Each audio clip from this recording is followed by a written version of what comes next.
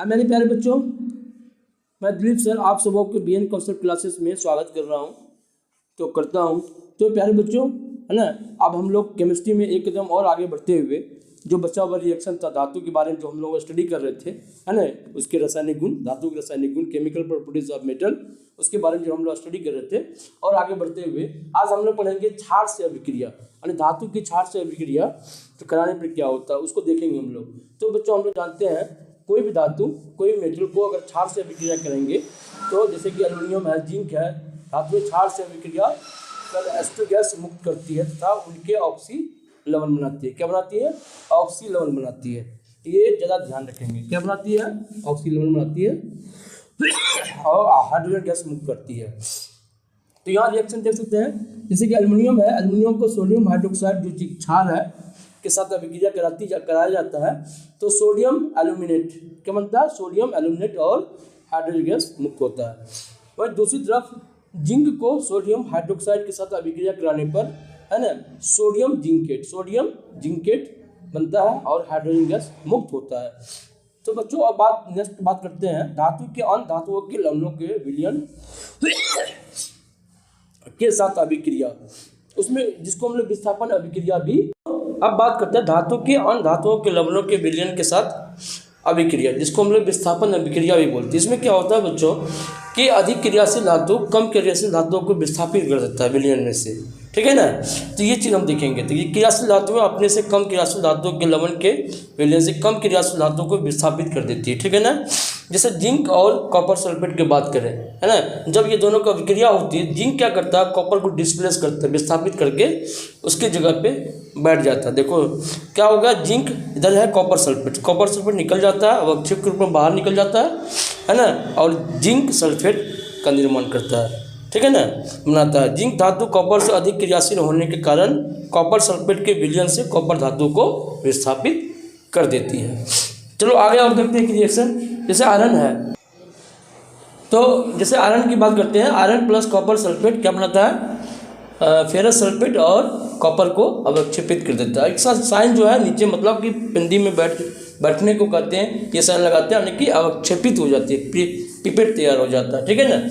तो लोहा तांबा से अधिक क्रियाशील है, इसीलिए ऐसा होता है, ठीक है ना। अब बात करते हैं बच्चों सिल्वर नाइट्रेट के विलयन में कॉपर का एक सिक्का डालकर छोड़ देने पर सिक्के पर चांदी की परत पड़ जाती है तथा विलयन का जो रंग होता है वो क्या होता है? हल्का नीला हो जाता है ना। तो पहले बच्चों इस चीज़ को समझेंगे। यानी कॉपर के सिक्का ले और सिल्वर नाइट्रेट के विलयन डालने पर क्या होता है? रिएक्शन होता है, और रिएक्शन से क्या होता है? उसको चांदी की लेयर चढ़ जाता है ना, कॉपर के सिक्का पर। तो और विलयन का रंग क्या होता है? हल्का नीला हो जाता है। क्यों होता है? वो कॉपर आयन के उपस्थिति होने के कारण। तो copper plus AgNO3 silver nitrate, है ना, का सॉल्यूशन है। दोनों की रिएक्शन होता है और सिल्वर, है ना, अलग हो जाता है और कॉपर नाइट्रेट का एक सॉल्यूशन बनाता है जो नीला कलर का होता है। विलयन का नीला रंग कॉपर आयन की उपस्थिति के कारण होता है, ठीक है बच्चों।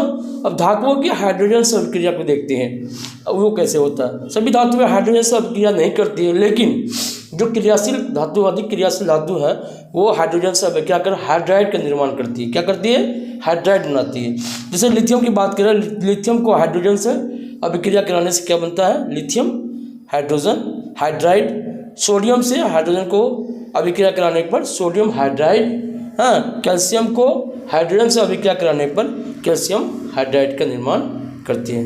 तो ओके बच्चों, फिर नेक्स्ट आगे बढ़ते हैं।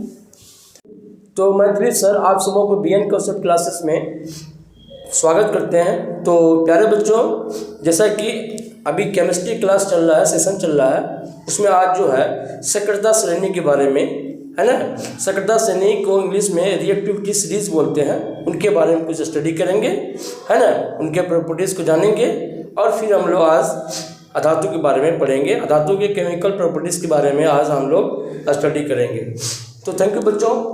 तो सक्रियता श्रेणी होता क्या है? What is reactivity series?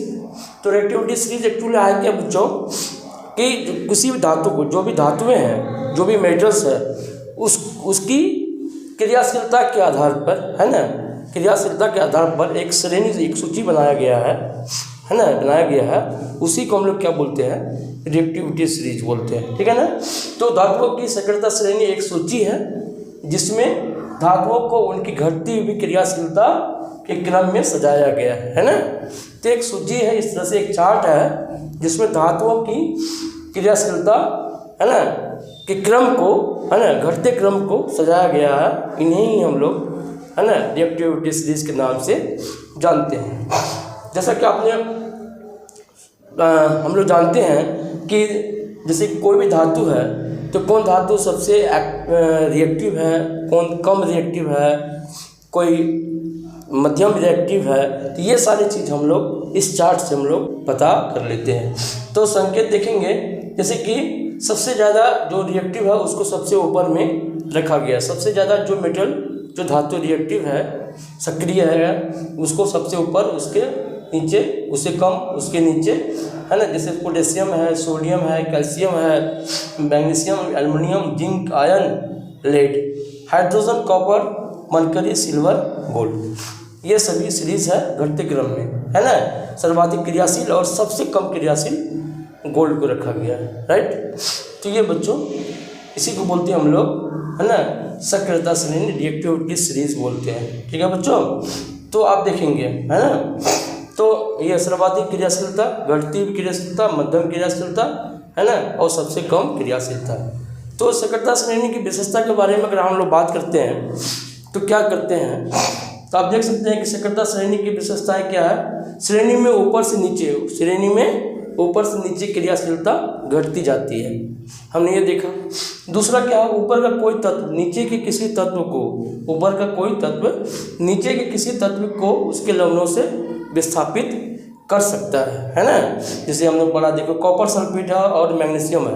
यहाँ देखो कॉपर कहाँ पे है, इस सीरीज में देखो कॉपर यहाँ पे है, मैग्नीशियम यहाँ पे है ना। तो मैग्नीशियम क्या करेगा, कॉपर को विस्थापित कर देगा, है ना, क्योंकि मैग्नीशियम ज़्यादा रिएक्टिव है और कॉपर कम रिएक्टिव है, तो ये क्या कर देगा, वो करेगा, तो अमन को विस्थापित करते हैं। इसे वही क्या है इस रिएक्शन में, कॉपर सल्फेट प्लस Mg, तो Mg क्या किया, कॉपर को हटा के Mg सल्फेट, मैग्नीशियम सल्फेट और कॉपर को अलग कर दिया। ठीक है। कॉपर सल्फेट को सिल्वर से कराने के बाद अब क्या, नो रिएक्शन, कोई अभिक्रिया नहीं होती है। क्यों कि ये काफ़ी कम एक्टिव है, कम रिएक्टिव एलिमेंट है, जो Ag है, सिल्वर है, इसलिए कोई अभिक्रिया नहीं होती है। ठीक है ना। दूसरी तरफ हाइड्रोजन से ऊपर के तत्व तनु अम्लों से अभिक्रिया कर हाइड्रोजन गैस मुक्त करते हैं। तो पहला बच्चों, तो तीसरा जो प्रॉपर्टीज इसका है, हाइड्रोजन से ऊपर के तत्व तनु अम्ल से अभिक्रिया कर हाइड्रोजन गैस मुक्त करता है। अन्य हाइड्रोजन से ऊपर वाला जो भी एलिमेंट है ये क्या करेगा, तनु अम्ल से यानी कम जो एसिड है उसे रिएक्शन करके हाइड्रोजन गैस मुक्त करता है, नीचे नहीं करता है ना। तब क्या करता है,